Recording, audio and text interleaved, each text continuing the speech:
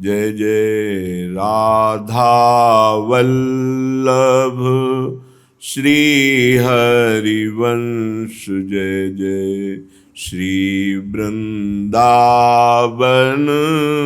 श्री बन चंद जय जय राम।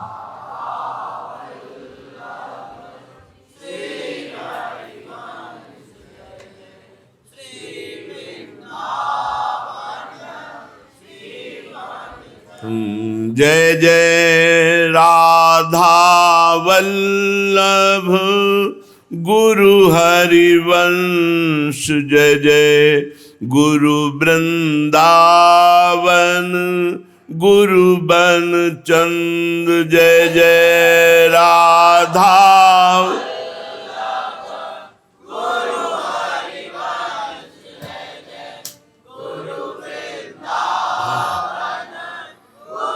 बन चंद जय जय राधा वल्लभ श्री हरिवंश जय जय श्री वृंदावन श्री बन चंद जय जय राधा वल्लभ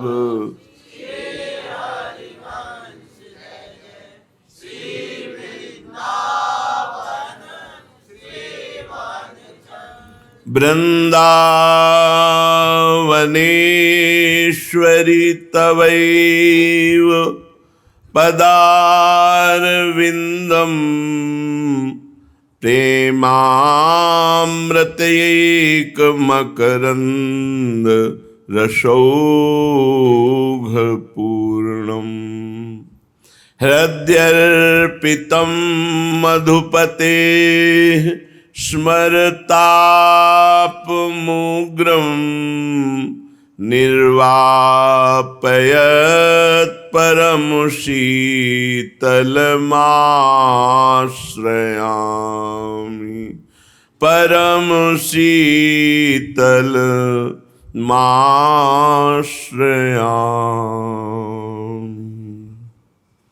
परम सच्चिदानंद घन प्रेमानंद स्वरूप नवनिभृत निकुंज महामहिम परम पावन श्री वृंदावन धाम के लाड़िले युगल सरकार प्राणाराध्य प्राण प्रिय श्री प्रिया प्रीतम जू समस्त सहचरी वृंद खग मृग पशु पंछी तरुलता यमुना रस रानी रजरानी समस्त ब्रजवासी परिकर।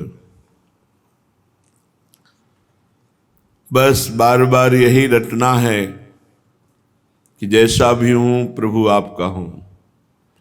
अंदर से बार बार यही पुकार करनी है कि नाथ मैं तो गले पड़ गया हूं आपके, अब आपको स्वीकार करना ही है। इतनी पुकार करनी है कि समदर्शी परमात्मा में पक्षपात प्रकट हो जाए। हमारी पुकार में इतनी विरह वेदना हो कि करुणा करके प्रभु जो समदर्शी हैं वो पक्षपाती बन जाएं। जैसे अम्बरीश जी का पक्षपात लिया, जैसे बड़े बड़े महाभागवत जनों का पक्षपात लिया, तो प्रभु पक्षपाती बन जाएं। ऐसा हमें बार बार पुकार करना है कि हे नाथ मैं आपका हूँ, जैसा हूँ प्रभु आपका हूँ, आपके सिवा हमारा कोई नहीं है। ये बात बार बार अंदर दोहरानी है, जिससे जो हम चिंतन करते हैं वही प्रभाव पड़ता है। जैसा प्रभाव स्वीकार हो वैसा ही चिंतन करें, और जैसा चिंतन करेंगे वैसा ही स्वभाव और प्रभाव हमारे ऊपर लागू हो जाएगा। तो हम बार बार दासत्व का चिंतन करें। प्रभु हमारे स्वामी हैं, हम प्रभु के दास हैं, जैसे भी हैं प्रभु के हैं, प्रभु के सिवा कोई हमारा नहीं। हे नाथ मैं आपका हूँ, आप मेरे हैं। ये अंदर चलना चाहिए, ये अंदर बीच बीच में बात उठनी चाहिए। गोस्वामी जी कह रहे हैं, जैसो हो तैसो राम रावरो जन जनि परि हरिये, जनि परि हरिये। कृपा सिंधु कौशल धनी, शरणागत पालक धरनी आपनी धरिये, धरनी आपनी धरिये। हे श्री हरि, हे प्रभु, मैं भला बुरा कैसा भी हूं, जैसा हूं पर आपका हूं।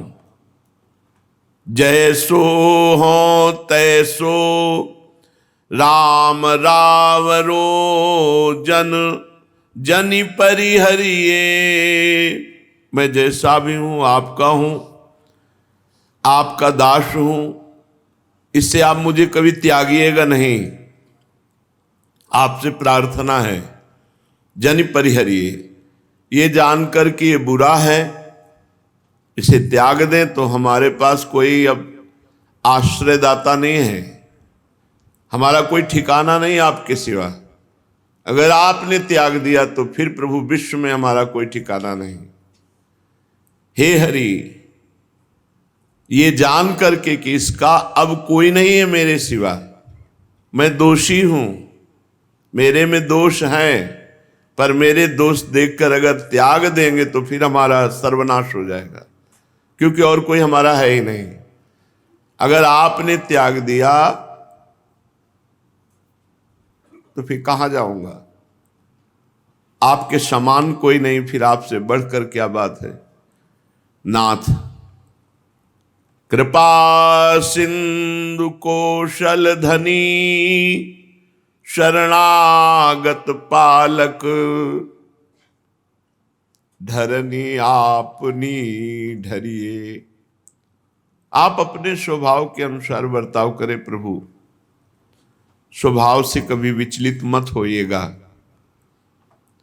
स्वभाव से विचलित होना है बहुत नीच है, बहुत अधम है, बहुत बार संभाला लेकिन फिर गलती ही कर रहा है। नाथ, अगर ऐसा देखोगे तो हमारा फिर किंचन मात्र मंगल नहीं हो पाएगा।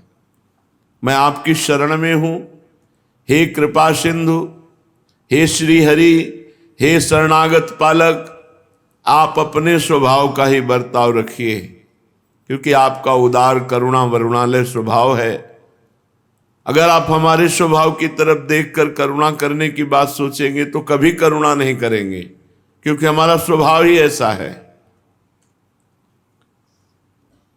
प्रभु, ये काम क्रोध लोभ मोह मद मत्सर, ये कभी हमको सुधरने नहीं देंगे, पक्का। अगर सुधार सकते हो तो आप सुधार सकते हो, आप इनको डांट दो, ये हमारे हृदय में अपना प्रभाव ना दिखाएं।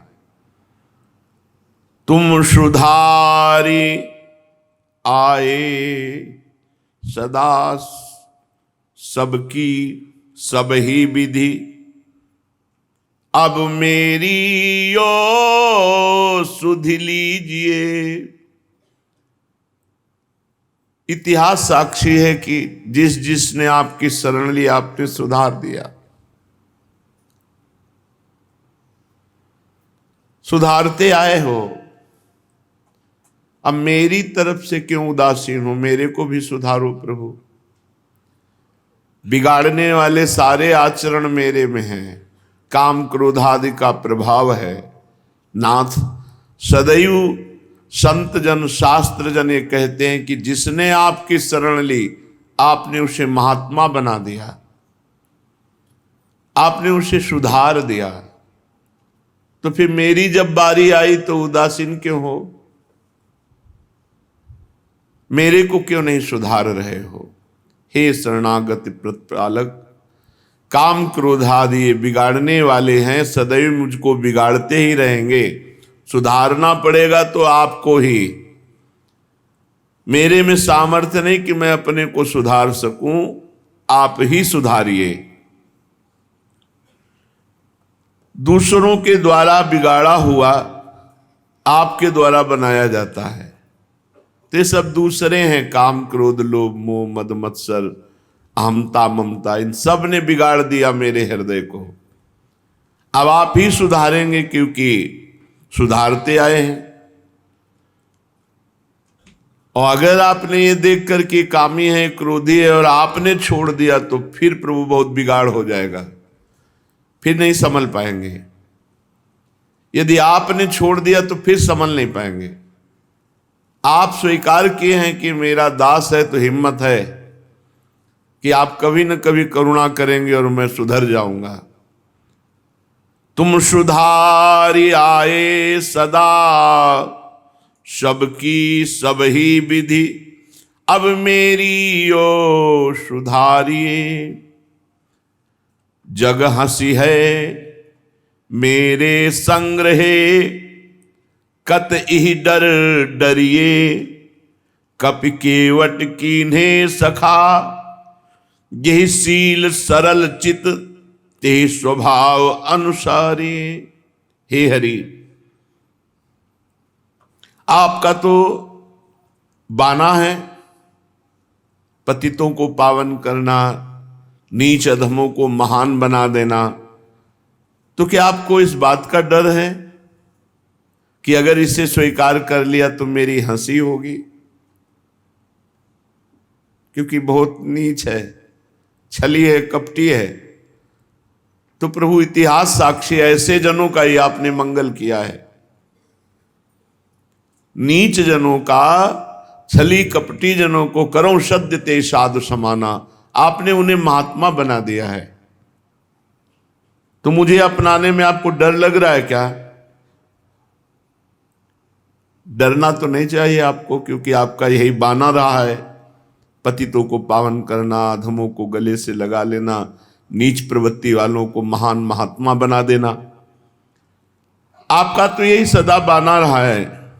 अगर आपको याद ना हो तो आपको याद दिलाऊं। देखो आपका शील, आपका स्वभाव, आप कितने महान हैं। आपने केवट को सखा बनाया, बंदरों को मित्र बनाया। क्या वो शील स्वभाव मेरे को स्वीकार नहीं कर सकता? मेरे साथ वैसा बर्ताव क्यों नहीं कर रहे हो? हे प्रभु, यद्यपि अपराधी तौ अपनायो, तुलसी ना बिसारिए। टूटी हो बाह गरे परे, फूटी हो बिलोचन पीर, होत हितकारिये। हे हरि, अगर आपने तुलसी को भुला दिया फिर किसी काम का नहीं रह जाएगा। टूटा हुआ हाथ भी गले में ही बांधा जाता है और फूटी हुई आंख भी सफाई करके सुरक्षा करके रखी जाती है। अर्थात यदि अपना अंग हो, चाहे जैसा टूटा फूटा हो, प्यारा ही लगता है। ऐसे ही हे हरि, मैं आपका हो गया हूं, जैसा भी हूं आपका हूं। आप अपने अनुकूल चेष्टा कराने में समर्थ हैं, आप करवा लीजिए। टूटी बांह और फूटी आंख के समान वैसे किसी काम का नहीं हूं, पर गले आपके ही पड़ूंगा। जैसे टूटा हुआ हाथ बांधा जाता है तो गले में ही, इसलिए आप मुझे छोड़ नहीं सकते। आपका ऐसा शील स्वभाव है, आप मुझे छोड़ नहीं सकते। शुद्ध शरणागति, एकमात्र भगवद आश्रित, रात दिन भजन का प्रयास और भजन का अहंकार नहीं। ये महापुरुषों के वचनों को देखो, किंचन मात्र सद्गुण, विवेक, भजन, त्याग, इसका अभिमान नहीं, अत्यंत दैन्यता भरी हुई और भगवान के गले पड़े हुए हैं। बस एकमात्र भगवान के आश्रित। भजन का स्वरूप यही है, पूरा जीवन भगवत स्वरूप है। किंचन मात्र कहीं दोष नहीं, सो प्रभु से रो रहे हैं कि मैं बहुत दोषी युक्त हूँ, यदि मुझे छोड़ दोगे तो फिर मेरा ठिकाना कहाँ, मेरा तो नाश ही हो जाएगा। हे नाथ, जैसे टूटी फूटी हाथ या आँख अपने ही अंग में रखा जाता है, ऐसे ही नाथ मैं आपके गले पड़ चुका हूँ। जैसा भी हूँ आपका हूँ, आपके सिवा कोई हमारा नहीं। आप अपने शील स्वभाव से हमारा उद्धार कर दीजिए। कितना दैन्यता है। आप अपने शील स्वभाव से, हम दावा पेश नहीं करते कि हम बड़े भजनानंदी और त्यागी हैं। ये दैन्यता बड़ी दुर्लभ बात है। अहम का गलित होकर दैन्य हो जाना, ये भगवान की विशुद्ध कृपा से होता है। जिसके हृदय में दैन्यता है, निश्चित निश्चित भगवान प्रकाशित होने वाले हैं। जहाँ दैन्य होता है वहीं भगवान, ये दीन प्यारे वेद पुकारे द्रवहु सुश्री भगवाना।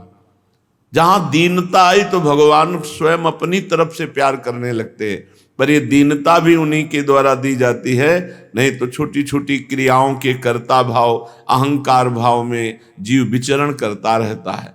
भगवत आश्रित, भगवत तन्मयता, भगवत शरणागति, ये बहुत जोर की बातें हैं। अगर हम रात दिन नाम जप कर रहे हैं तो भगवत तन्मयता अपने आप छा जाएगी। अगर भरोसा प्रभु का है तो रात दिन नाम जप में रुचि अपने आप हो जाएगी। जब हमें देह का भाव होता है, देह का भरोसा होता है, तो विषय चिंतन अपने आप होता है रात दिन। कभी थकान नहीं लगती भोगों का चिंतन करने पर, लेकिन भगवत चिंतन करने पर थकान लग रही। क्यों? क्योंकि प्रभु पराये लगते हैं।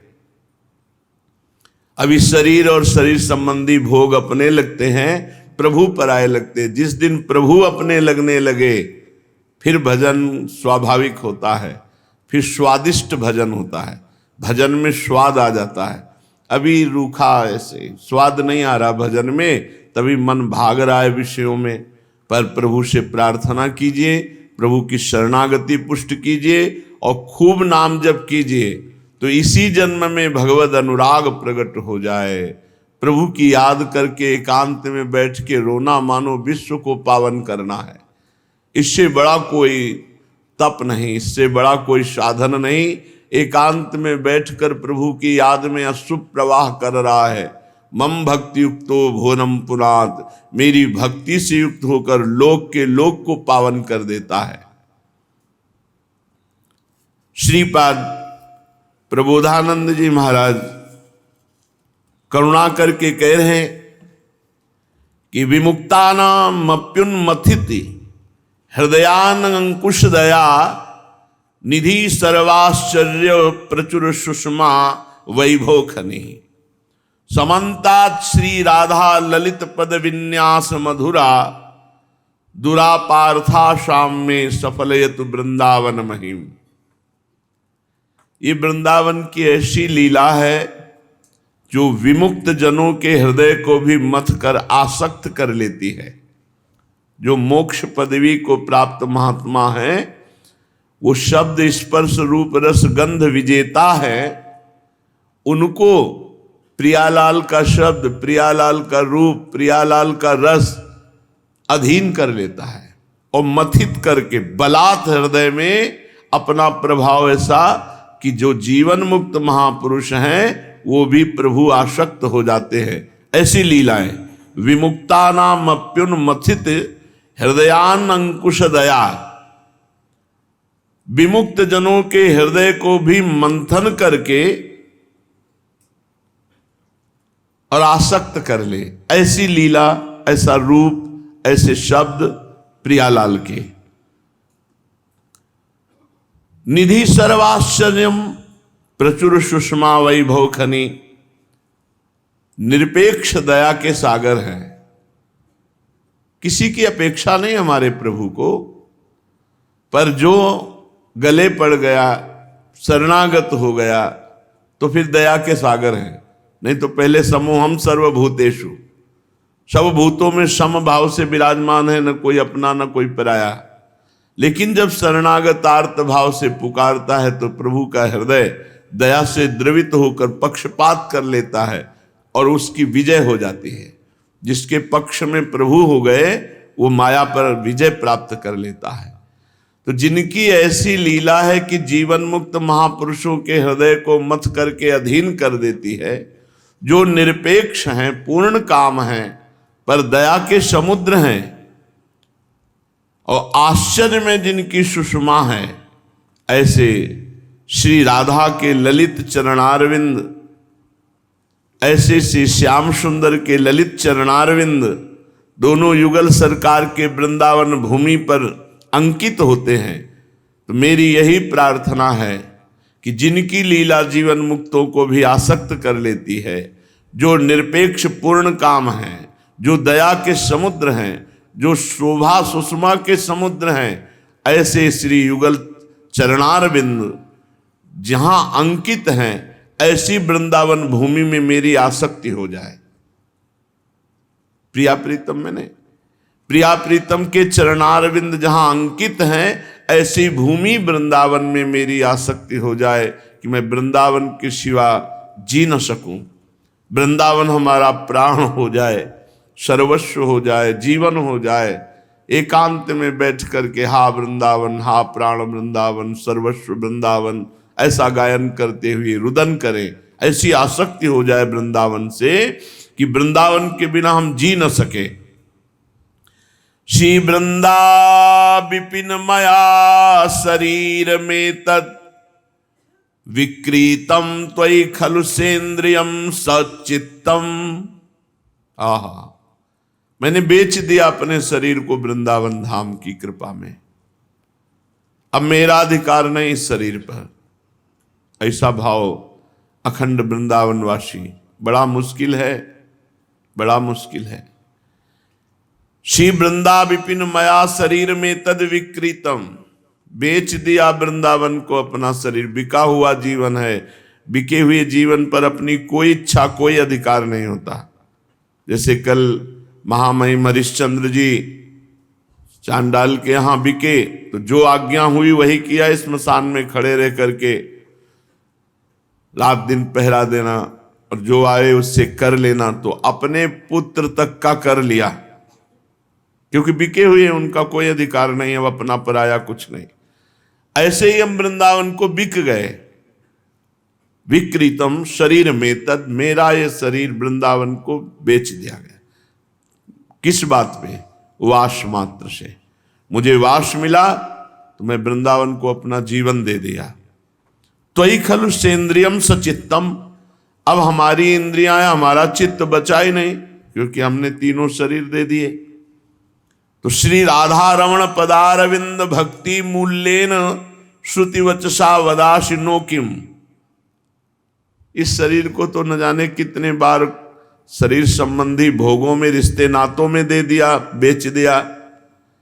अब इस बार जो हमने वृंदावन को बेचा, तो परिणाम में क्या?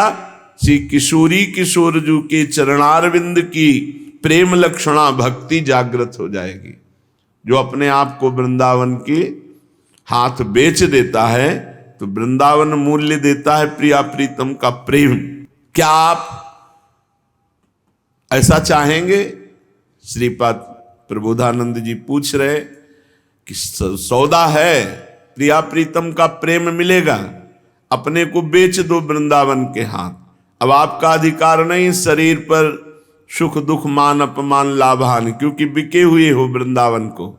कितना आनंद के वचन है, एकदम निर्भय निश्चिंतता प्रदान करने वाले, भगवत समर्पित जीवन, बिका हुआ जीवन, स्वामी का संपूर्ण अधिकार। फिर क्या चिंता आप अपने को? बस अहम नहीं समर्पित हो पा रहा, इसीलिए सारी समस्याएं हैं। विश्वास करो, ये जीव आखिरी हद तक संसार ही का भरोसा रखता है, प्रभु का भरोसा नहीं रखता, प्रभु का भरोसा नहीं। बहुत विचित्र, कैसे समझावे। केवल अंदर से भरोसा कर लो, लीला करने लगेंगे, आपके साथ खेलने लगेंगे, अनंत सामर्थ्यशाली ऐसा संयोग बना देंगे कि आपके हाथों हाथ सेवा होती रहेगी।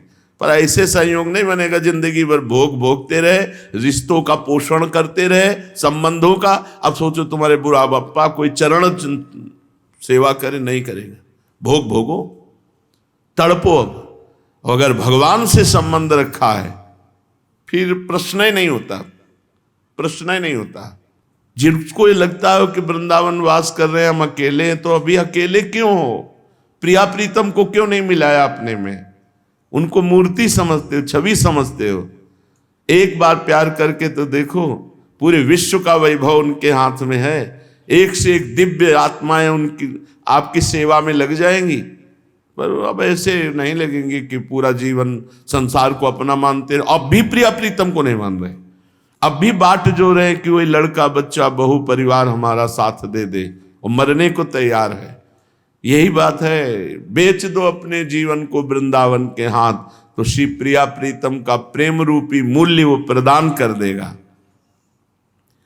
क्या आप चाहोगे? श्रीपाद कह रहे अपना जीवन बेच दो वृंदावन को, वृंदावन आपको प्रेम दे देगा।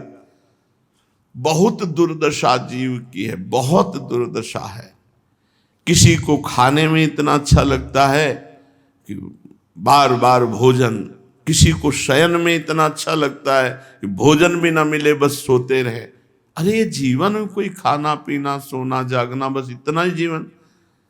उठ करके बैठ करके भगवान नाम कीर्तन करना, वाणी का गायन करना प्रभु के, अभी ठीक है, बच्चा हो, जवानी है या समर्थ हो, कल अवस्था आएगी ऐसी जिसमें केवल प्रिया प्रीतम आपका साथ देंगे। सब ये पधार जाएंगे जिनका तुम भरोसा लिए हो, माता पिता रिश्ते नाते सब नष्ट हो जाएंगे। और जीवन में भजन किया नहीं, एकांतिक भजन में प्रीति हुई नहीं, तो काम क्रोध अपना तांडव करेंगे, फिर कौन बचाएगा? फिर कौन बचाएगा? इसलिए श्रीपाद कह रहे हैं आपको सौदा पक्का है, आप अपने जीवन को वृंदावन को बेच दीजिए तो वृंदावन प्रिया प्रीतम के चरणारविंद का प्रेम रूपी मूल्य देकर आपको खरीद लेगा। बस समर्पित कर, सारा खेल समर्पण का है। जितनी दिव्यताएं हृदय में आती हैं उस समर्पण से आती हैं, किसी साधना से नहीं आती। जितनी जोर का समर्पण उतनी जोर की दिव्यता जागृत हो जाती है। दिव्य महापुरुष यहां सब विराजमान हैं, दिव्यता ही दिव्यता है, पार्थिवता तो नाम मात्र की है। और हमारे में पार्थिव ही बुद्धि है, प्राकृतिक ही चिंतन है, इसलिए दिव्यता तक नहीं पहुंच पा रहे। इतनी सहचर्या प्रिया प्रीतम की सेवा में है, वृंदावन की सेवा सुरक्षा में है। आप अकेले कैसे हो सकते हो? आपकी सेवा ही होगी, आपको दुलार मिलेगा और आपको लगेगा कि मैं अकेले रहूं, कोई आए ना जिससे प्रिया प्रीतम के जन आवे। पर प्रिया प्रीतम से तो अपनापन नहीं किया, फिर तो संसार की चाह रहेगी और संसार स्वार्थी है। अब उठ के बैठ नहीं पा रहे तो अब तुम्हारे पास नहीं आएगा। देख लो, संसार स्वार्थी है। जब तुम्हारा काम शरीर करेगा तो सब मित्रता रहेगी, जब तुम्हें जरूरत होगी तब कोई नहीं आएगा पास। फिर अकेले चिंतन करो संसार का और जलो। और यदि प्रिया प्रीतम का चिंतन किया तो अवसर ही नहीं मिलता। कौन है वृंदावन में प्रिया प्रीतम के सिवा हमारा? तो सब हमारे हैं। ये थोड़ी सोचना पड़ता है कि हम अकेले हैं, नहीं, हमारे प्रभु हमारे साथ हैं, प्रिया जो हमारे साथ है। ये तो कभी आया नहीं हृदय में, तो फिर जिन जिन को अपना माना वो होने वाले नहीं। इसलिए जीवन को बेच दो वृंदावन के हाथ। देखो कैसी व्यवस्था करता है वृंदावन, बाहरी और भीतरी दोनों व्यवस्था पक्की। बाहर से भी सुख सुविधा और अंदर से प्रिया प्रीतम का अनुराग, किसी बात की चिंता नहीं रखेगा। कल्पतरु वृंदावन है जो प्रिया प्रीतम की आशा पूर्ण करता है, वो हम जीव की आशा क्यों नहीं पूर्ण कर देगा। इतना बड़ा सौभाग्य मिला है श्री धाम वृंदावन। एक एक मिनट अमोघ व्यतीत हो रहे हैं। कोई भजन ना हो तो भजन के जो 4 अंग हैं उनमें एक अंग तो है ना हमारे पास। जैसे निरंतर नाम जप करना भजन, रूप का ध्यान करना, लीला चिंतन, लीला गायन, लीला श्रवण करना, ऐसे ही धामवास करना भजन है। तो अगर 3 नहीं हो रहे तो धामवास तो हो रहा है। धामवास समर्थ है, धाम में ही नाम है, रूप है, लीला है, सब कुछ है। धाम को अपना जीवन दे देते हैं। उसके बदले में श्री प्रिया प्रीतम का प्रेम रस श्री वृंदावन धाम हमारे हृदय में प्रकाशित कर देगा। चलते हैं श्रीमद् भागवत महापुराण। प्रसंग चल रहा है महाराज हरिश्चंद्र का पावन चरित्र कल आपने सुना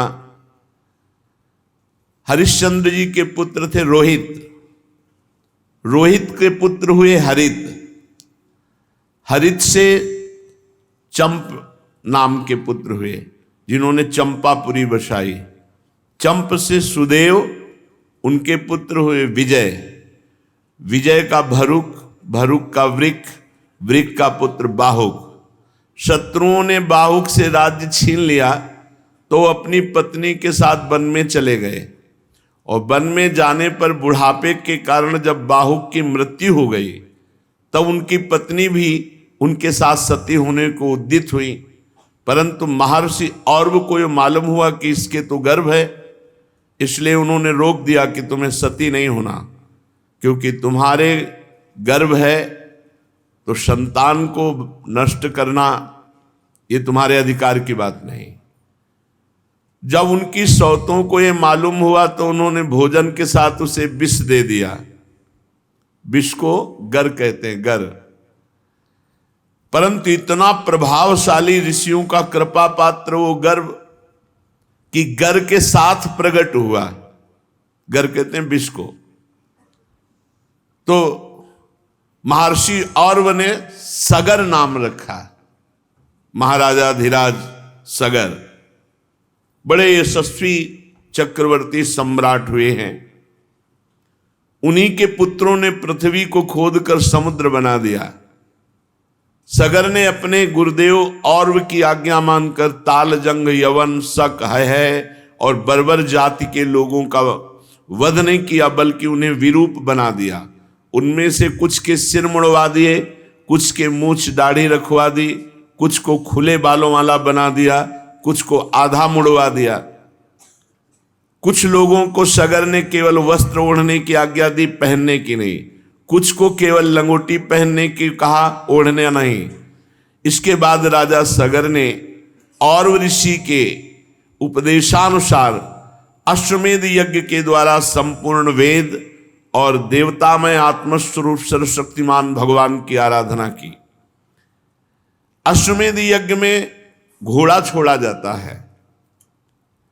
उस घोड़े को जिस राज्य से निकले पूजन करके नमस्कार कर दे तो युद्ध नहीं होगा, माना जाता है वो परास्त हो गया। अगर घोड़े के साथ थोड़ी भी छेड़खानी की तो युद्ध होगा और उस बलवान राजा उसे बंदी बनाएगा।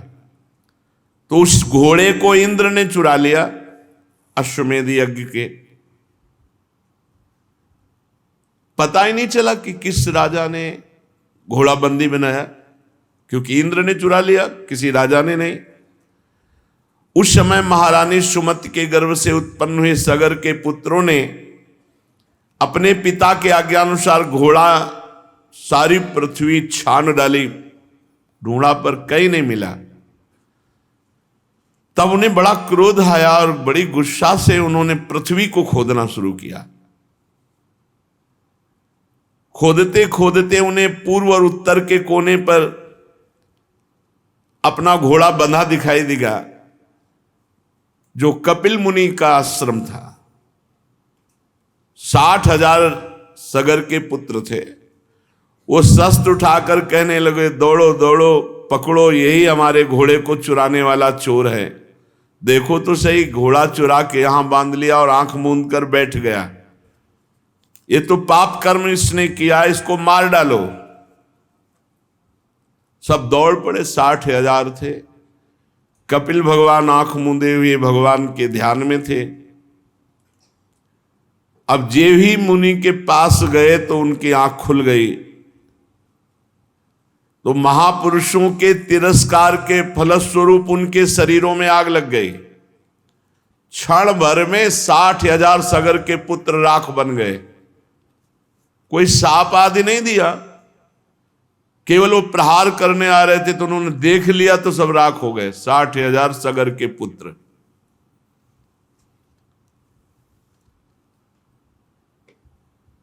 ये महापुरुषों के अपराध करने का फल है, क्योंकि कपिल भगवान तो गुणातीत स्थिति में है, वो क्रोध काहे को करेंगे।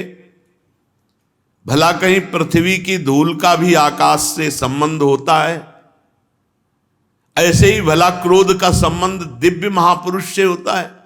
ये तो दिव्य महापुरुष है, भगवत प्राप्त भगवान के अवतार ही है। ये संसार सागर एक मृत्युमय पथ है, इसके पार जाना अत्यंत कठिन है, परंतु भगवान कपिल देव जी ने सांख्य शास्त्र की ऐसी दृढ़ नाव बना दी जिससे मुक्ति की इच्छा रखने वाला कोई भी व्यक्ति उस समुद्र के पार जा सकता है।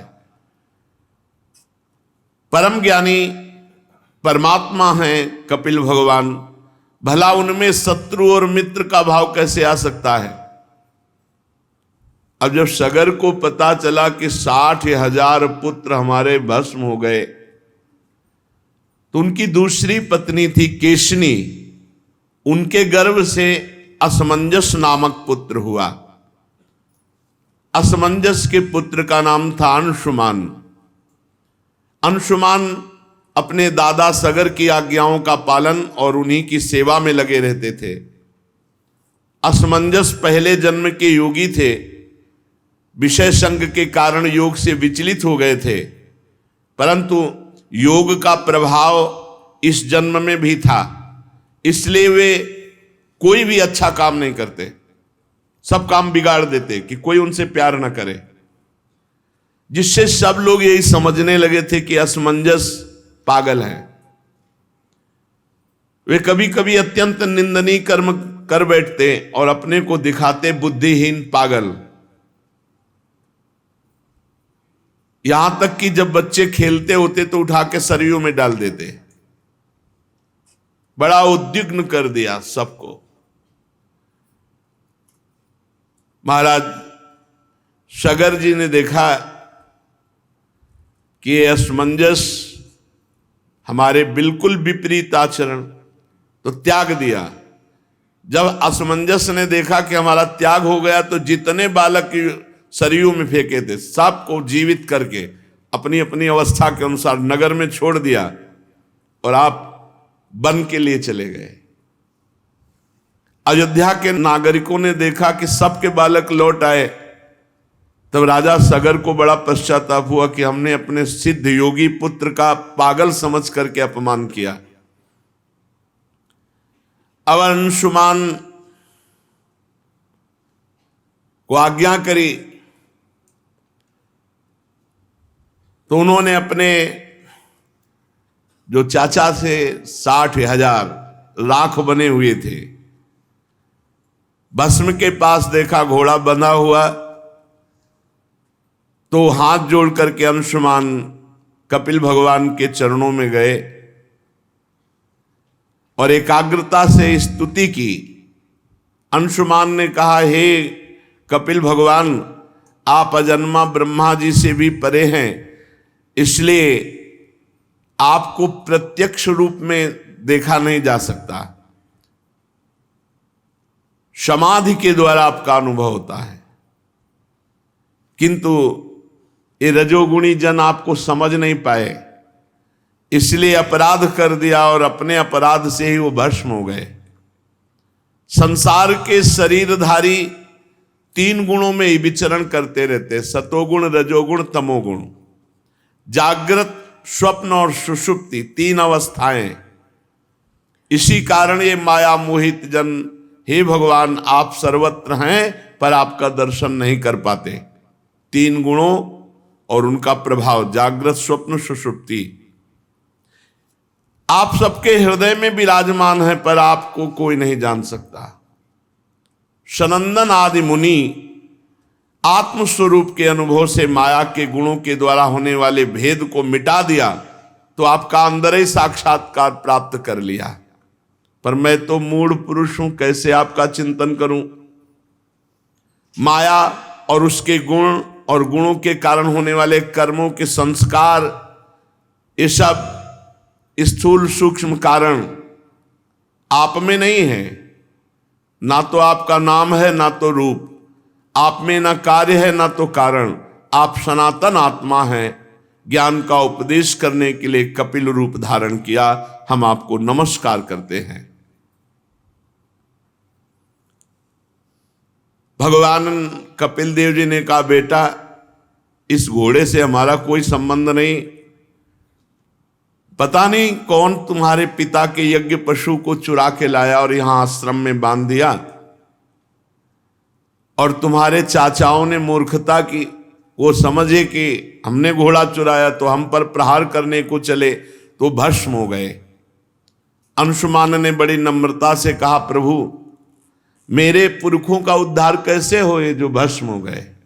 तो उन्होंने कहा, गंगा जल से होगा। यदि गंगा जी कृपा करें और भूतल पे आए और तुम्हारे पुरखों की राख उनमें, तो उनका परम कल्याण हो जाएगा। अंशुमान जी ने जो अश्वमेध यज्ञ का घोड़ा था उसको लिया और पहले ब्राह्मणों से अश्वमेध यज्ञ पूर्ण कराई, फिर महर्षि और के बतलाए हुए मार्ग से महाराज सगर परम पद को प्राप्त हुए। अंशुमान जी ने बड़ी घोर तपस्या की गंगा जी लाने के लिए, परंतु सफलता नहीं मिली। गंगा जी लाने के पहले ही मृत्यु आ गई और उनका शरीर छूट गया। अंशुमान के पुत्र दिलीप हुए। महाराजा दिलीप जी ने भी भारी तपस्या की गंगा जी को भूतल पर लाने के लिए, परंतु गंगा जी लाने में असफल रहे और उनकी भी मृत्यु हो गई। दिलीप के पुत्र हुए भगीरथ जी। उन्होंने भारी तपस्या बचपन से ही की गंगा जी को प्रसन्न करके भूतल पर लाने के लिए। देखो 3 पीढ़ी लग गई, तब गंगा जी प्रसन्न हुई। गंगा जी ने प्रसन्न होकर के दर्शन दिया और कहा, मैं तुम्हें वर देने के लिए आई हूं, क्या तुम वरदान चाहते हो? भगीरथ जी ने बड़ी नम्रता से साष्टांग प्रणाम किया गंगा मैया को और प्रार्थना की कि आप मृत्यु लोक में पधारिए और हमारे पुरखों का कल्याण कीजिए। गंगा जी ने कहा कि जिस समय मैं स्वर्ग से पृथ्वी पर गिरूंगी तो कोपि धारिता वेगम पतंत्या में महीतले अन्यथा भूतलम भित्वा नृपयासे रसातलम। कोई चाहिए जो भूमंडल पर पृथ्वी लोक में बीच में मुझे रोक ले, अगर नहीं रोका तो मैं अपने वेग से रसातल को चली जाऊंगी, तुम्हारा प्रयास निष्फल। भूतल पर मुझे कोई रोकने वाला चाहिए।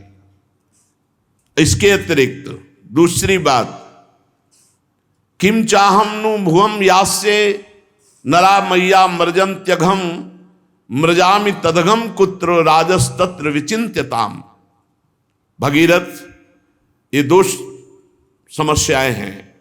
भूतल पर कोई चाहिए जो मुझे रोक ले, नहीं तो मैं रसातल को चली जाऊंगी ब्रह्मलोक से सीधे।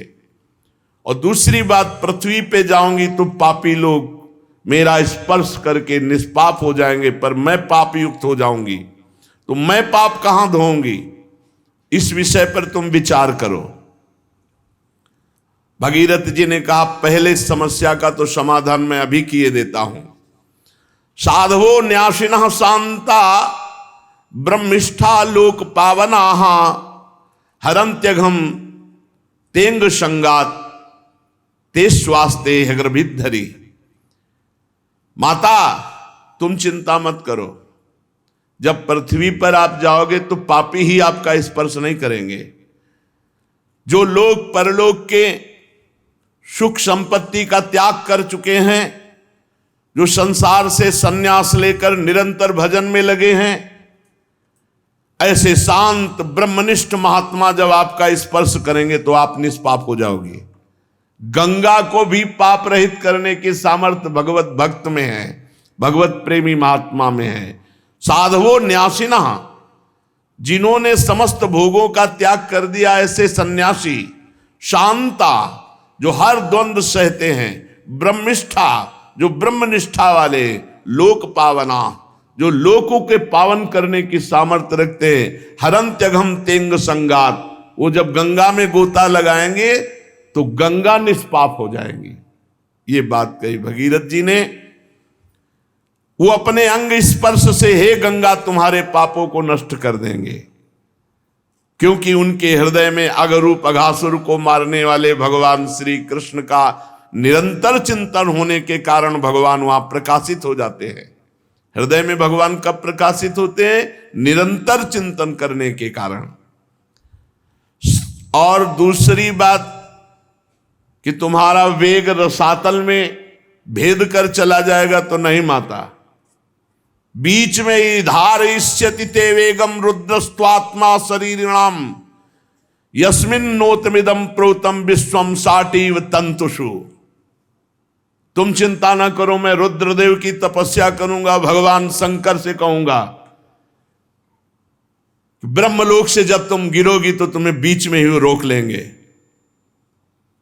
तो गंगा जी ने सोचा कि महादेव जी किस में रोक लेंगे मुझे, देखती हैं। तो गंगा जी ने जो ही ब्रह्मलोक से ऐसी विशाल धारा गंगा जी की, भगवान शंकर ने जटा खोल दी। जटा कटा संभ्रमम भ्रमण निलंप निर्झरी विलोलवी चिवल्लरी विराजमान मूर्धनी, और बांध लिया जटाओं, गंगा की धारा को जटाओं में लपेट लिया। भगीरथ ने कहा महाराज नीचे कुछ बूंद तो गिरे, नहीं तो हमारे पुरखे तो वैसे ही रह गए। तब एक जटा खोली तो 3 गंगा के स्वरूप हुए, अलकनंदा, भागीरथी, मंदाकिनी। अलकनंदा स्वर्ग गंगा, पाताल गंगा मंदाकिनी जो अनुसुईया जी के आश्रम में प्रकाशित हुई चित्रकूट में, और भागीरथी तो पावन त्रिभुवन पावनी श्री गंगा जी भारत देश को पावन करते हुए, हिमालय से देश को पावन करते, आगे आगे भागीरथ जी चल रहे हैं और पीछे गंगा जी चल रहे हैं। कितना महान पावन भूमि है जहां गंगा जी विराजमान है। गंगा जी भगवती तव तीरे नीरमात्रा सनोहम विगत विषय तृष्णा कृष्ण माराधयामि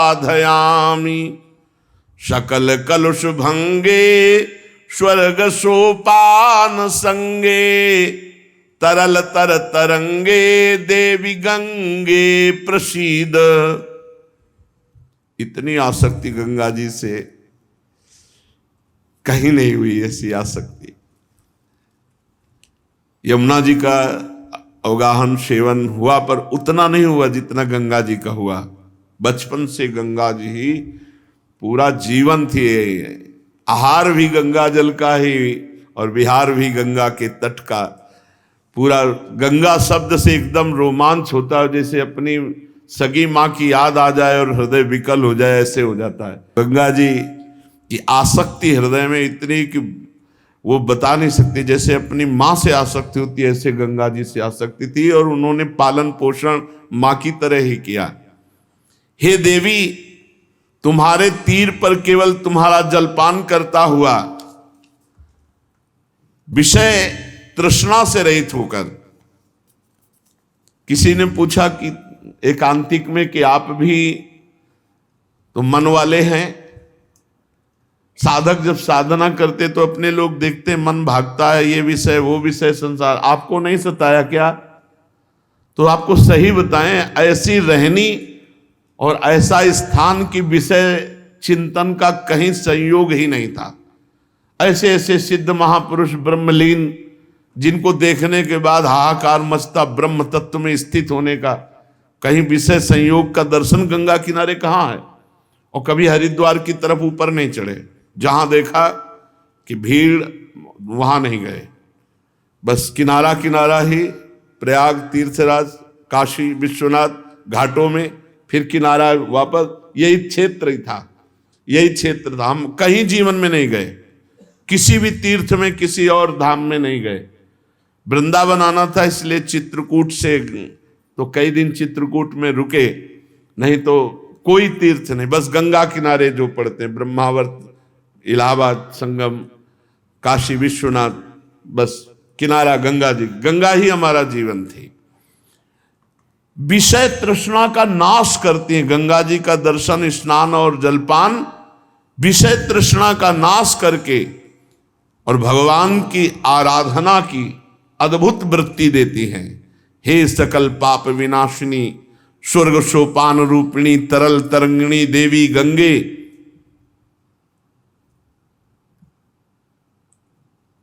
मुझ पर प्रसन्न हो।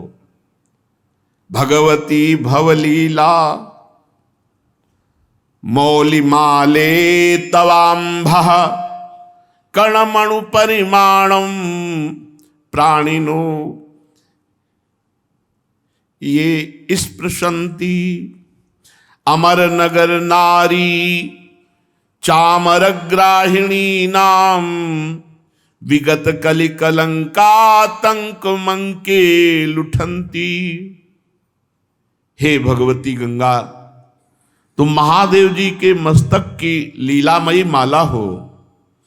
जो प्राणी नित्य तुम्हारे जल कण के अणुमात्र का भी स्पर्श करता है, वो कलि कलंक के भय को त्याग कर दिव्यता को प्राप्त होता है। कलयुग उसका कुछ नहीं बिगाड़ सकती। जो गंगा जल का पान करते हैं, एक बूंद ही चाहे रोज।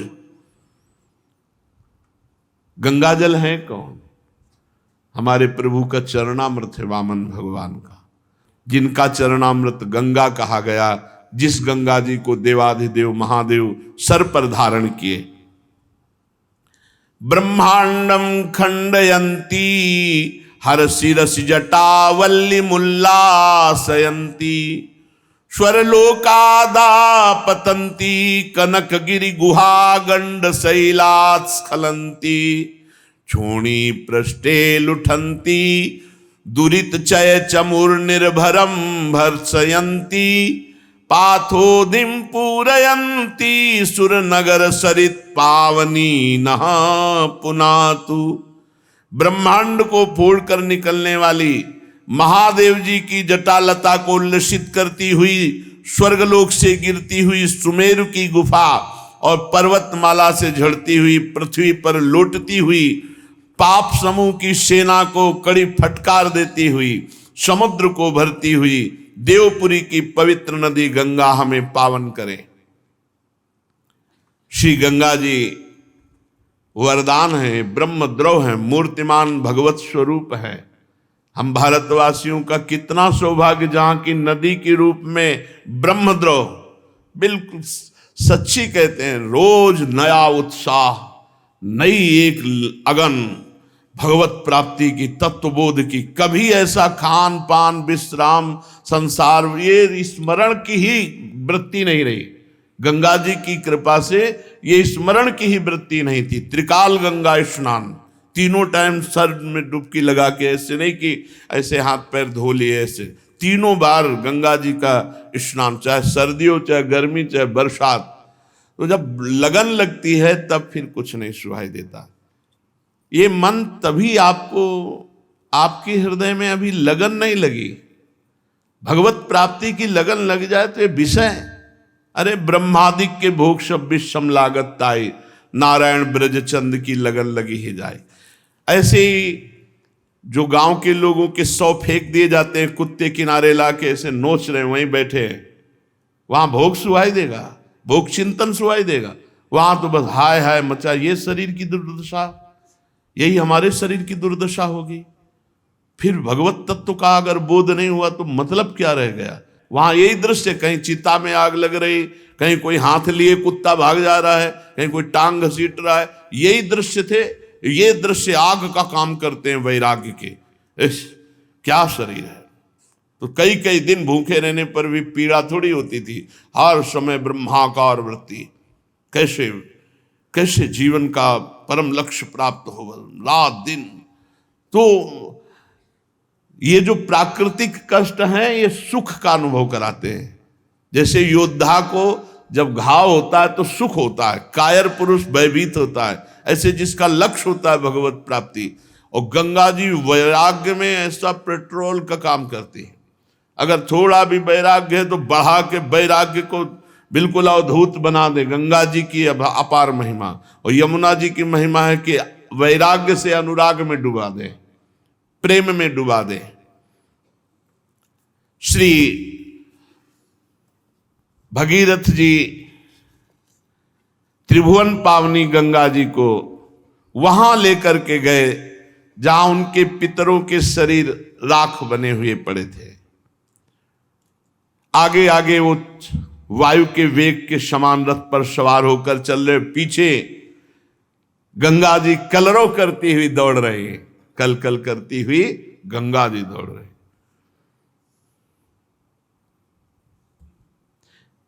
इस प्रकार गंगा सागर संगम पर पहुंचकर उन्होंने जले हुए पुत्रों को अपने जल से गंगा जी ने पावन किया।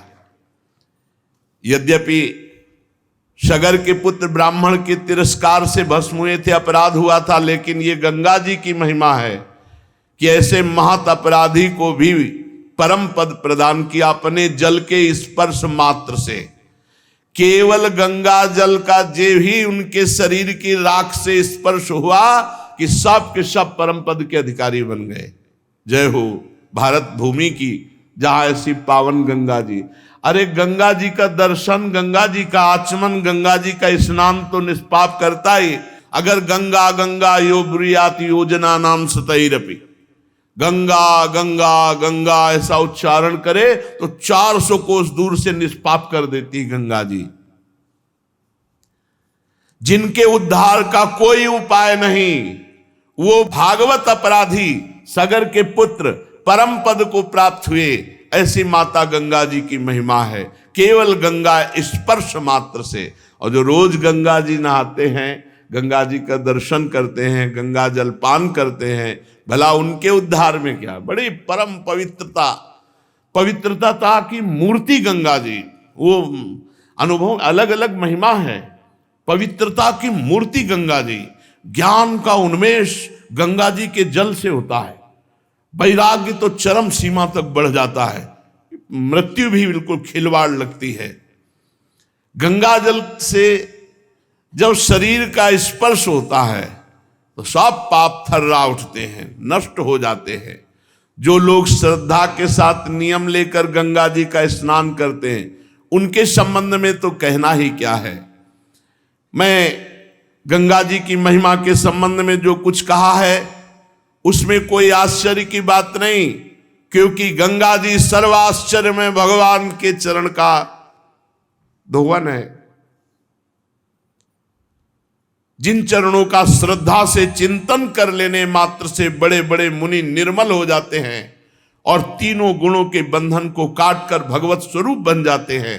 ये गंगा जी उन्हीं भगवान का चरणामृत है, चरण धोवन है। ये संसार के बंधन को काट दे, इसमें कौन सी बड़ी बात है। भगीरथ जी के पुत्र हुए श्रुत, श्रुत का नाभ, नाभ का सिंध द्वीप और सिंध द्वीप का अयुतायु, अयुतायु के पुत्र का नाम था ऋतुपर्ण। ये महाराज नल के मित्र थे। नल को पाशा फेंकने की विद्या ऋतुपर्ण ने ही बताई थी और बदले में अश्व विद्या सीखी थी। ये द्वित क्रीड़ा खेलने के कारण महाराज नल बड़ी समस्या में, बड़े संकट में पड़ गए। पीछे महाभारत में नल और दमयंती का पावन चरित्र सुनाया गया था। तो महाराज ये ऋतुपर्ण बहुत द्वित क्रीड़ा में प्रवीण थे। ऋतुपर्ण नल को पासा फेंकने की विद्या और नल ने अश्व विद्या, बहुत विचित्र इन विद्याओं की कलाएं थी। इतनी रफ्तार से रथ हाँक रहे थे कि ऋतुपर्ण का दुपट्टा गिर गया। तो उन्होंने कहा महाराज सारथी दुपट्टा गिर गया। बोले महाराज न जाने कितने योजन आप आगे आ चुके हो। बोले अभी तो गिरा। बोले महाराज अब तो और कितने आगे आ गए।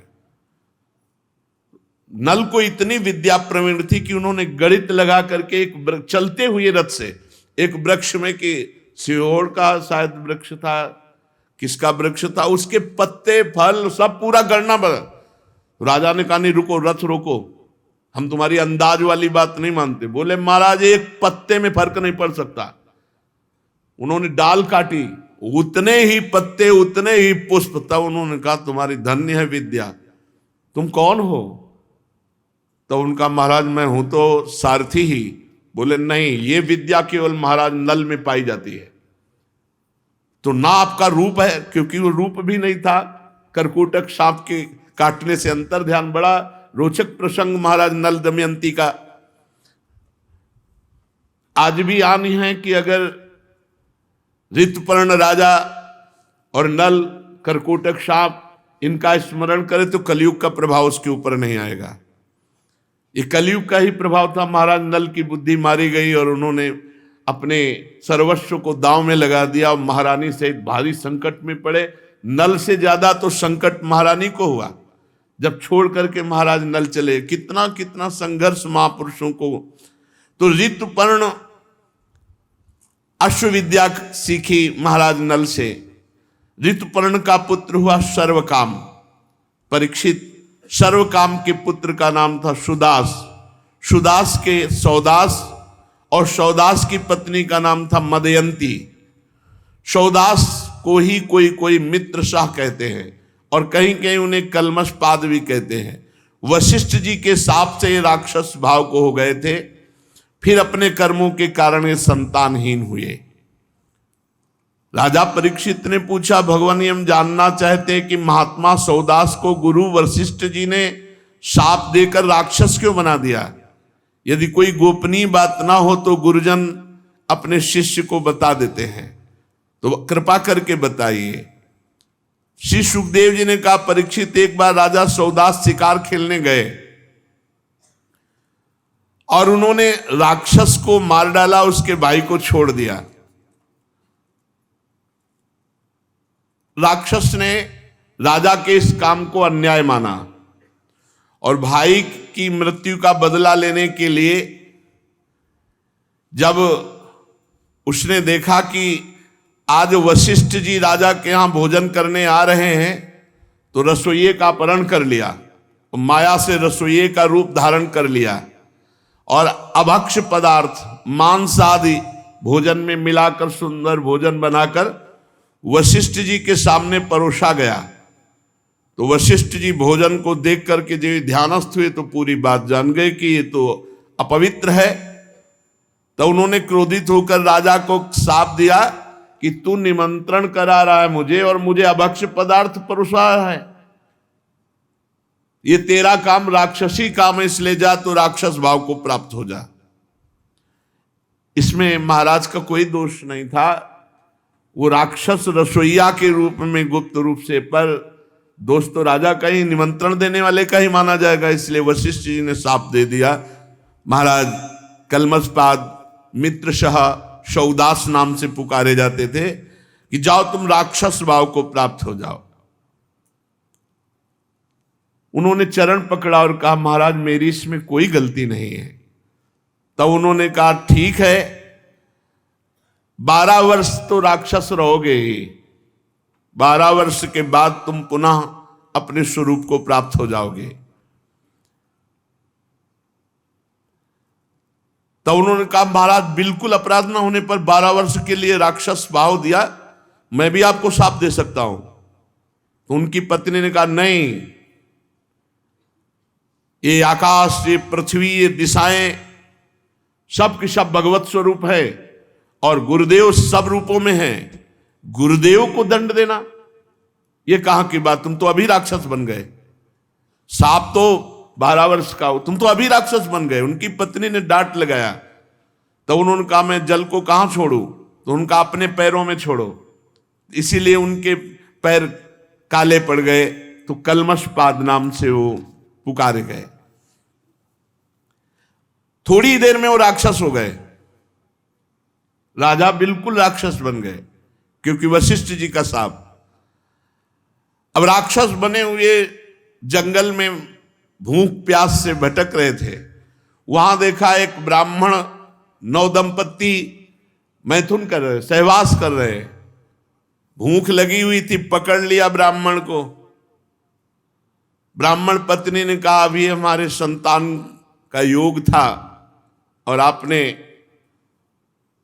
आप राजा हो, आप राक्षस नहीं हो, आप महारथी हो, आपको अधर्म नहीं करना चाहिए, मेरा पति दे दो क्योंकि मुझे संतान की कामना है।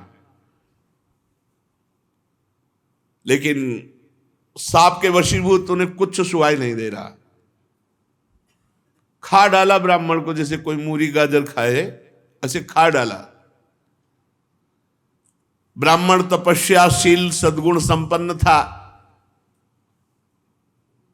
राजा सांप के वशीभूत होकर उसे खा डाला। श्रेष्ठ ब्रह्म ऋषि पति का ये वध देख करके उसको और क्रोध आ गया और उसने कहा मेरे को भी खा, क्योंकि मेरा पति जब ले लिया तो मेरा जीवन किस काम का। बहुत रोने लगी।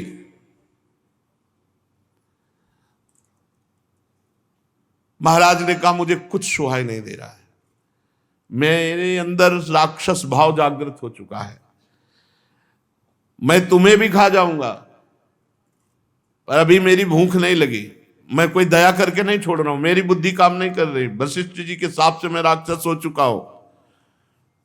ब्राह्मणी ने क्रोध करके राजा को शाप दे दिया, अरे पापी, मैं जब काम से पीड़ित थी ऐसी अवस्था में मेरे पति को खा गया, इसलिए जब तू स्त्री सहवास करना चाहेगा तो तेरी मृत्यु हो जाएगी, ये मैं शाप देती हूं। वो ऐसे ही बेचारे सांप पे परेशान थे और सांप ऊपर। चलो कलयुग में सांप ही नहीं है, बहुत बचत है। 12 वर्ष बीतने के बाद जब तू सांप से मुक्त होगा और अपनी पत्नी के पास जाएगा, उस समय मेरा सांप काम करेगा। अब तो वो इसे राक्षस भाव को प्राप्त हुए। अब राक्षस भाव में सांप मिल गया कि गृहस्थी लायक नहीं रह गए। उन्होंने इतना दिमाग काम कर रहा था, ये सांप याद रखा और जीवन में कभी गृहस्थ सुख नहीं भोगा। महाराज कलमशपाद, इसलिए वो संतानहीन हो गए। 12 वर्ष के बाद वशिष्ठ जी ने संतान प्रदान की। 7 वर्ष तक गर्भ धारण किया, परंतु बच्चे नहीं हो रहा था। वशिष्ठ जी की कृपा से गर्भाधान तो हुआ, पर 7 वर्ष तक बालक नहीं हुआ। तो वशिष्ठ जी ने एक पत्थर उठाया और पेट पर आघात किया। पत्थर को शास्त्रीय भाषा में अस्म कहते हैं। अस्म से चोट करने के कारण वो बालक प्रकट हुआ तो अस्मक कहलाया। ये बहुत चक्रवर्ती सम्राट हुए अस्मक जी। जब परशुराम जी पृथ्वी को क्षत्रियहीन कर रहे थे, तब अस्मक जी को ही छुपा लिया गया था। इन्हीं को नारी कवच कहते हैं। इन्हीं से फिर आगे चलकर क्षत्रिय वंश का विस्तार हुआ। मूलक के पुत्र हुए दशरथ, दशरथ के एडविड, एडविड के राजा विश्वसा, विश्वसा के खडवांग हुए। महाराज खडवांग ऐसे महावीर थे, इन्हें कोई जीत नहीं सकता था।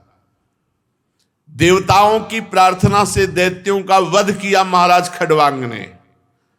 और जब देवता बहुत प्रसन्न हुए तो पूछा आपको जो वरदान चाहिए मांग लो। तो खडवांग ने कहा मेरी आयु कितनी बची है? तो उनका 2 घड़ी 48 मिनट। अरे मेरा जीवन केवल राजकाज में और युद्ध में इतने में जाता रहा। तत्काल अपने मन और इंद्रियों को अधीन किया और 48 मिनट में परम पद प्राप्त किया।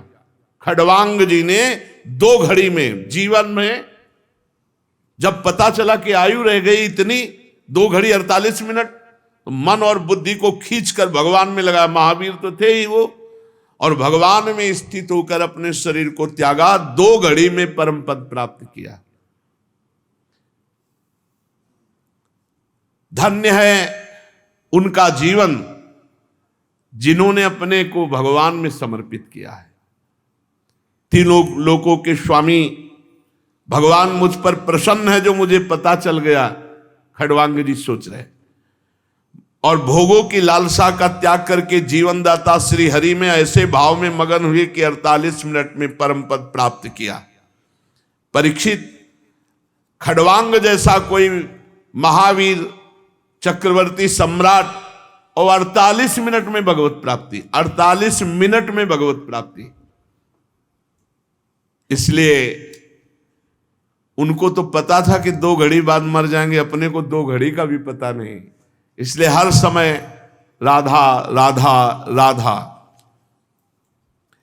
इन्हीं खड़वांग के पुत्र दीर्घबाहु और दीर्घबाहु के परम यशस्वी पुत्र हुए महाराज रघु, और रघु के अज और अज के महाराज चक्रवर्ती सम्राट दशरथ जी हुए।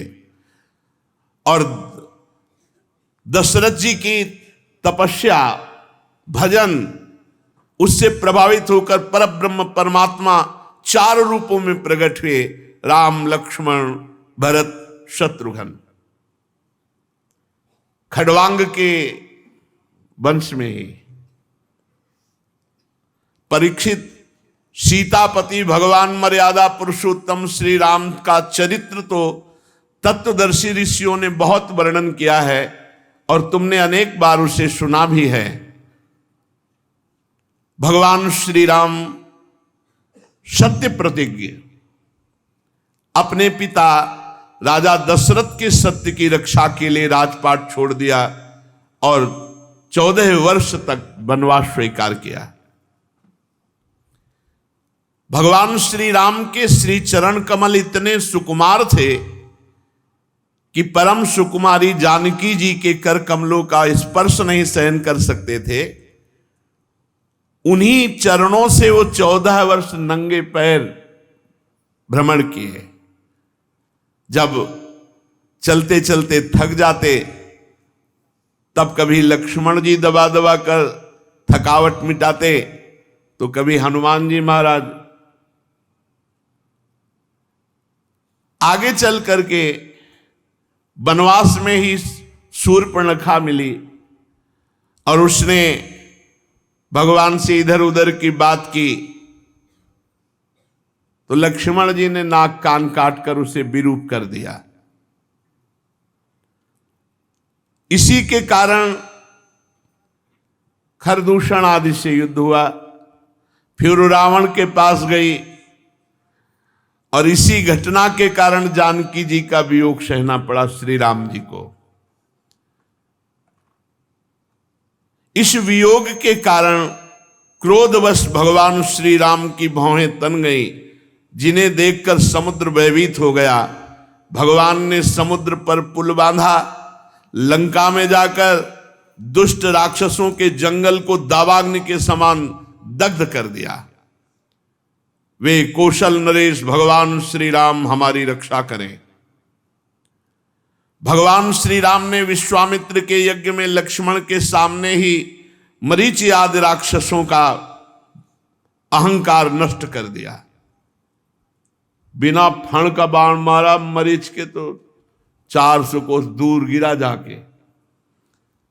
और इसलिए नहीं मारा कि आगे लीला होनी थी ऋषि के द्वारा, स्वांग रचना था ना, तो स्वर्ण का मृग बन के ही मरीच ही तो आया और भगवान को लुभायमान करने की चेष्टा की। भगवान तो लुभायमान नहीं हुए, लेकिन जानकी जी लुभायमान हो गई। बड़े बड़े राक्षसों को भगवान ने नष्ट किया। परीक्षित, जनकपुर में सीता जी का स्वयंवर हो रहा था। संसार के चुने हुए वीरों की सभा में देवादिदेव भगवान शंकर का वो भयंकर धनुष इतना भारी था, कई सौ वीर एक साथ उठाने की चेष्टा की, फिर भी नहीं उठा सके।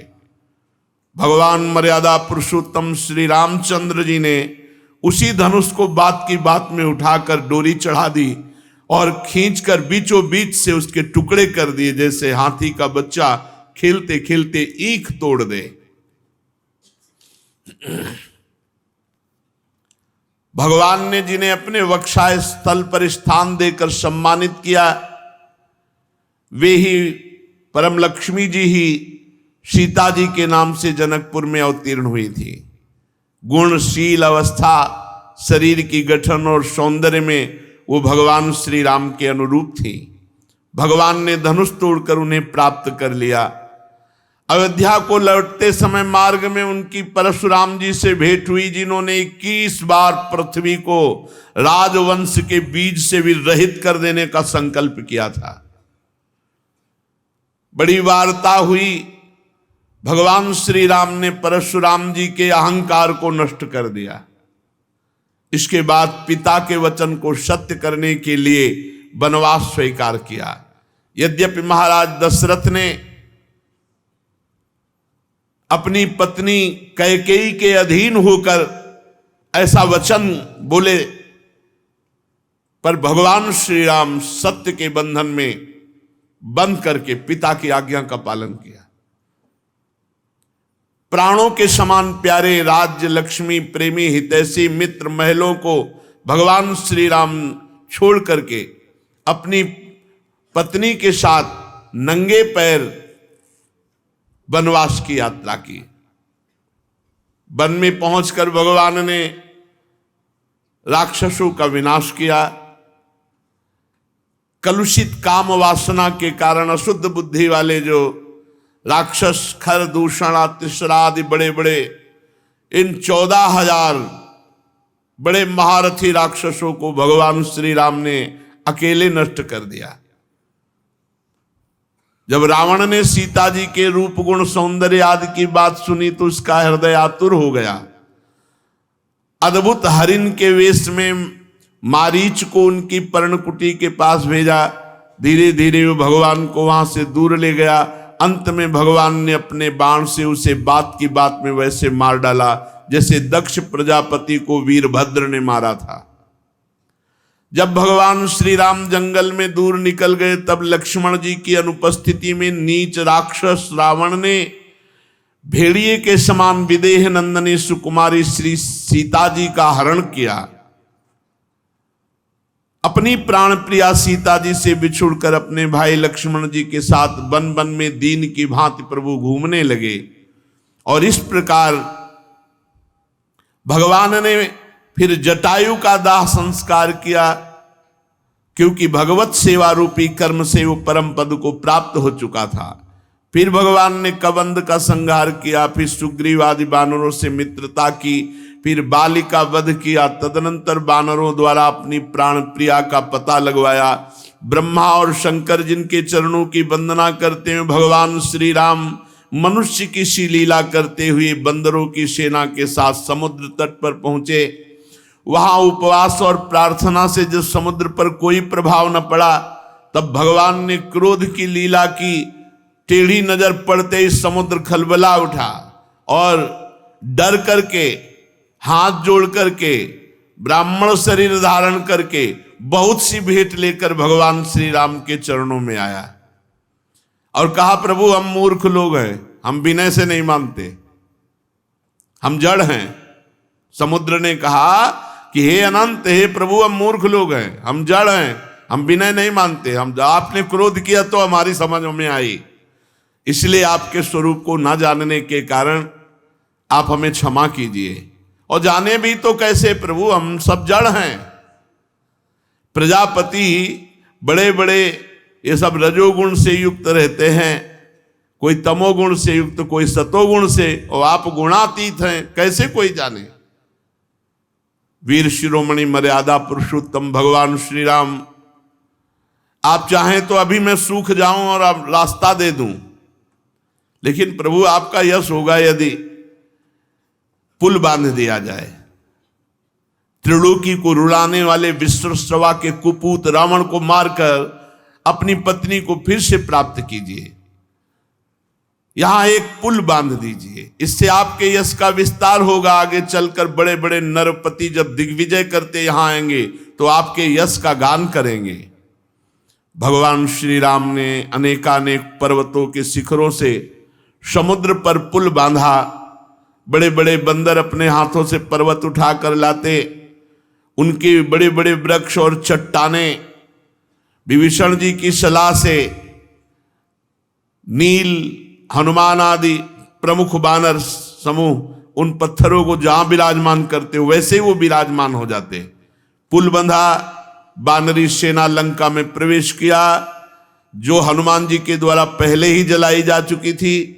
उस समय वानर राज की सेना ने लंका के सब स्थानों को नष्ट भ्रष्ट कर दिया।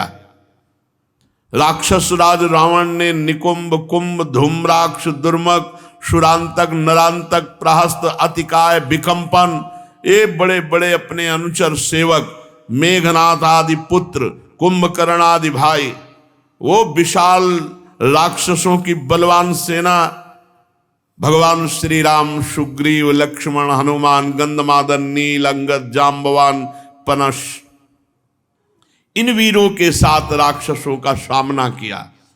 मर्यादा पुरुषोत्तम भगवान श्री राम के अंगद आदि सेनापति राक्षसों की चतुरंगनी सेना हाथी, रथ, घुड़सवार, पैदल और द्वंद्व युद्ध की रीति से भिड़ गए। राक्षसों को पर्वत, शिखर, वृक्ष, गदा और बाणों के मार से विध्वंस कर दिया रघुनाथ जी के पक्ष ने।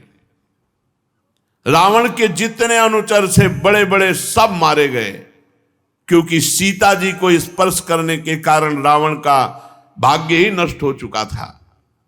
राक्षस राज रावण ने देखा मेरी सेना का तो नाश हो गया, तब वो पुष्पक विमान पर आरूढ़ होकर भगवान श्री राम के सामने आया।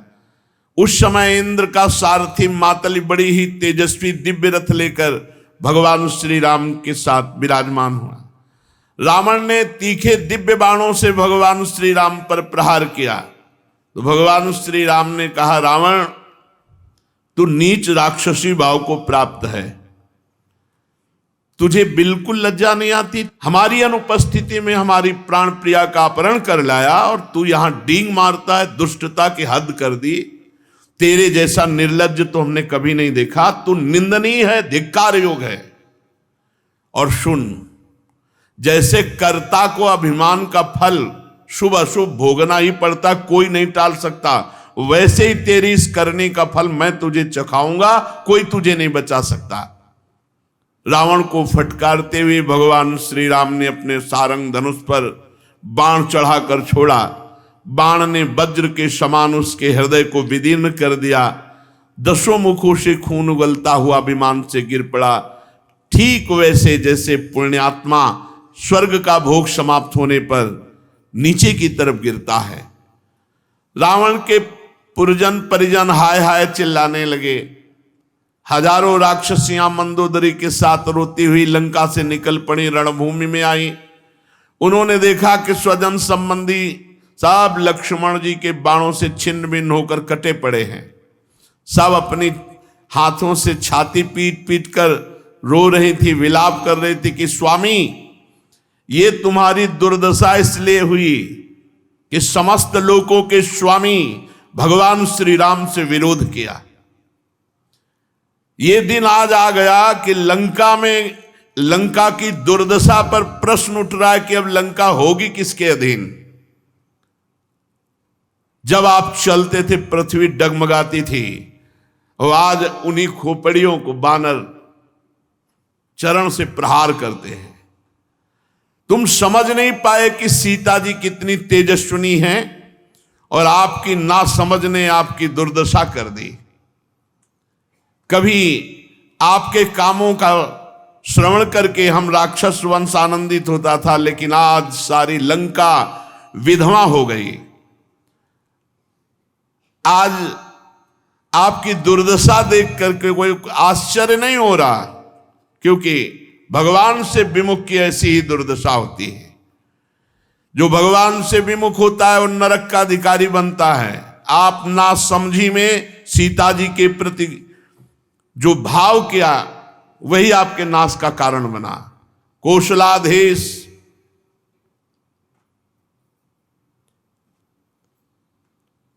भगवान श्री राम से विरोध, उसी का फल यह है। और भगवान की शरण में विभीषण जी गए तो देखो सर्वोत्तम पद प्राप्त किया, भगवान का दुलार प्राप्त किया। ऐसे सब मंदोदरी आदि विलाप कर रही थी। भगवान श्री राम ने आज्ञा करी विभीषण जी को कि अपने स्वजन संबंधियों का पितृ तर्पण करो, अंत्येष्टि क्रिया करो। इसके बाद भगवान श्री राम ने अशोक वाटिका के आश्रम में अशोक वृक्ष के नीचे बैठी हुई जानकी जी को देखा, जो भगवान के प्रेम में, विरह में अत्यंत दुबली हो गई थी। अपनी प्राण प्रिया श्री सीता जी को अत्यंत दुख में देखकर भगवान श्री राम का हृदय प्रेम और कृपा से भर गया। भगवान समीप गए, जानकी जी ने दर्शन प्राप्त किए, मुख कमल खिल उठा।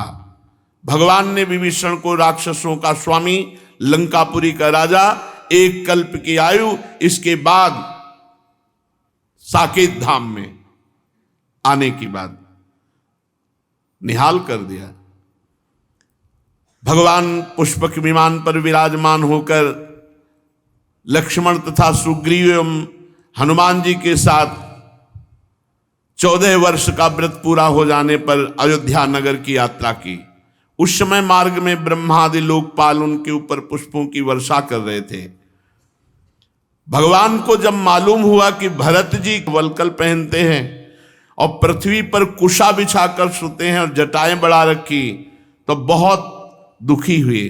भरत जी की दशा का स्मरण करके करुणाशील भगवान श्री राम का हृदय भर आया। जब भरत जी को मालूम हुआ कि मेरे प्राणाराध्य भगवान श्री राम आ रहे हैं, तब वे पूर्वासी मंत्री पुरोहित के साथ भगवान की पादुका सर पर रखकर भगवान की अगवानी की।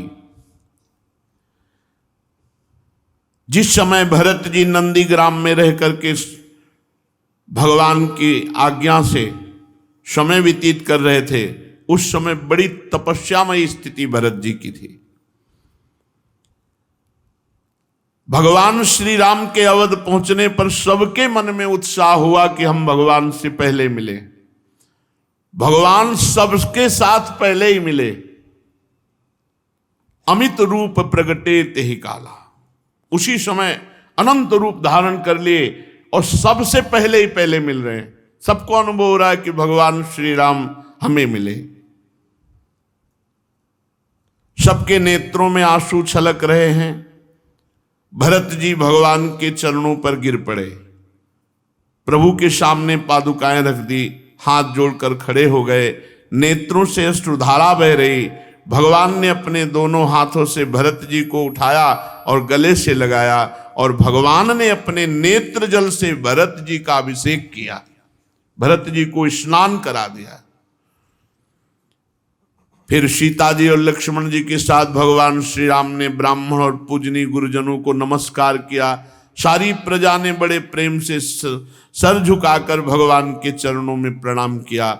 उस समय उत्तर कौशल देश के रहने वाली समस्त प्रजा अपने स्वामी भगवान श्री राम को बहुत दिनों के बाद आया देखकर सब वस्त्र हिला हिलाकर फूलों की वर्षा करके आनंद से नाच रहे थे।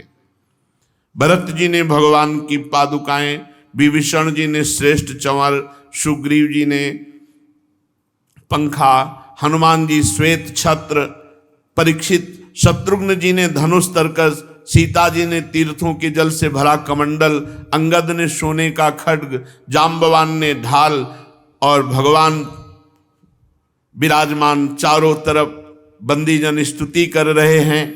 भगवान श्री राम की अद्भुत शोभा हुई। इस प्रकार भगवान सबका अभिनंदन स्वीकार करके अयोध्यापुरी में प्रवेश किए। उस समय आनंदोत्सव संपूर्ण अयोध्या में मनाया जा रहा है। राजमहल में प्रवेश करके कौशल्या और अन्य माताओं से, गुरुजनों से सबसे यथायोग्य मिल करके सीता जी और लक्ष्मण जी के साथ भगवान यथायोग्य प्रजा के साथ व्यवहार करते हुए अवध में विराजमान हुए। उस समय जैसे मृतक शरीर में प्राणों का संचार हो जाए, वैसे संपूर्ण अयोध्या में आनंद का संचार भगवान की उपस्थिति में।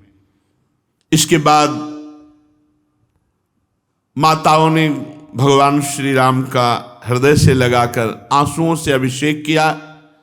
वशिष्ठ जी ने दूसरे गुरुजनों के साथ विधि पूर्वक भगवान की जटा उतराई और जैसे बृहस्पति जी ने इंद्र का अभिषेक किया, वैसे ही चारों समुद्रों के जल से भगवान श्री राम का अभिषेक हुआ। भगवान श्री राम सिर से स्नान करके जो ही सुंदर वस्त्र, पुष्प मालाएं और राज रूप धारण किया, मोहित हो गई पूरी अयोध्या। जानकी जी सहित संपूर्ण अयोध्या मोहित हो गई जिस समय भगवान श्री राम वस्त्र अलंकार धारण किए, स्नान आदि करके, जटा उतरा करके, भरत जी बार बार चरणों में गिर करके भगवान श्री राम को राज सिंहासन स्वीकार करने के लिए प्रार्थना की। भगवान ने अपने पिता महाराज दशरथ जी के समान प्रजा का पालन किया। परीक्षित समस्त प्राणियों को सुख देने वाले परम धर्मज्ञ, महान, यशस्वी भगवान श्री राम अवध के राजा हुए। त्रेता युग में ऐसा लग रहा था सतयुग पधारा है। उस समय वन, नदी, पर्वत, वर्ष, द्वीप, समुद्र सब के सब कामधेनु हो रहे थे। जिसको जो चाहिए वो सब प्रदान करते थे। इंद्रियातीत मर्यादा पुरुषोत्तम भगवान श्री राम के राज्य काल में किसी को शारीरिक या मानसिक चिंता नहीं होती, शारीरिक रोग नहीं होते, अकाल मृत्यु नहीं होती, बुढ़ापा नहीं आता, किसी को दुख, शोक, भय, थकावट नाम मात्र की भी नहीं थी, किसी को मरने का भय नहीं रह गया था, सब मृत्यु विजयी थे। भगवान श्री राम ने आजीवन एक पत्नी व्रत धारण किया। भगवान श्री राम के पावन चरित्र जो श्रवण करेगा वो इसी जन्म में परम पद को प्राप्त होगा। सती शिरोमणि सीता जी ने अपने पति के हृदय के भाव का सदैव पोषण किया। प्रेम और सेवाशील से अपने पति को वश में कर लिया, अर्थात भगवान श्री राम को अधीन कर लिया। भगवान श्री राम जी का पावन चरित्र, भगवान श्री राम ने वशिष्ठ जी को आचार्य बनाकर बहुत से आत्मस्वरूप यज्ञों का यजन किया। भगवान श्री राम ब्रह्म ऋषियों को अपना इष्ट देव मानते थे। उनका हृदय द्रवित रहता था, क्या दे दे, ये भगवान का स्वभाव है, द्रवित रहता, क्या दे दे। हृदय में स्नेह, द्रवण क्रिया, सबको देने की भावना, ये भगवान श्री राम में। हमारा मन ही नहीं होता बंद करने क्या, चलो देखो जीवन का यही समय सार्थक जा रहा है और तो सब प्रपंच है। भगवान की चर्चा, भगवान का नाम, ऐसा लगता है कि कुछ और हो ही ना। चित्त का प्रभु में निरंतर डूबना, बस ये ऐसा थोड़ी लग रहा है कि कल की चर्चा हो रही है, ऐसा लग रहा है अभी चर्चा हो रही है, अभी प्रभु के साथ। और ये थोड़ी कि राम जी और श्याम जी में कोई अंतर, वही श्याम जी में वही, हमें तो अंतर नहीं दिखाई देता। हमें तो बस अंतर अगर गौर से देखें तो इनकी ग्रीवा सीधी रहती है, वो थोड़ा टेढ़ी रखते हैं, बका एक ही बात है, वही राम जी हैं, वही श्याम जी। से चर्चा आगे। श्री राधा वल्लभ लाल की।